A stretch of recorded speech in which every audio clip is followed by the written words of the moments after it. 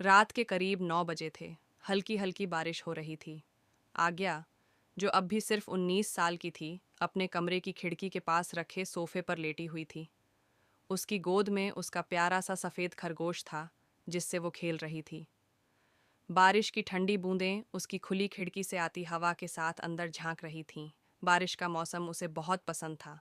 उसे लगता था जैसे बारिश की हर बूंद उसके दिल को सुकून देती हो। अचानक उसने खिड़की से बाहर देखा और कुछ सोचकर तेजी से कमरे से निकलकर ऊपर छत पर चली गई। वहां वो बारिश में खड़ी हो गई, भीगती हुई, जैसे हर चिंता से आज़ाद हो। उसी समय नीचे घर के बाहर एक काली महंगी सी कार आकर रुकी।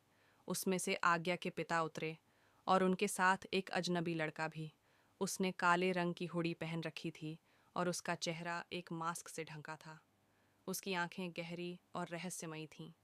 जैसे ही वो कार से उतरा, उसकी नज़र सीधे ऊपर छत की तरफ गई, जहां आज्ञा बारिश में भीग रही थी, पर उसका चेहरा दूसरी ओर था।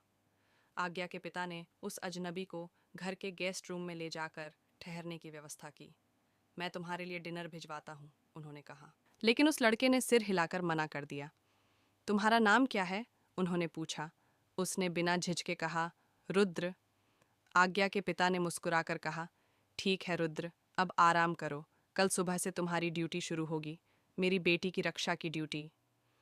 बारिश अब रुक चुकी थी।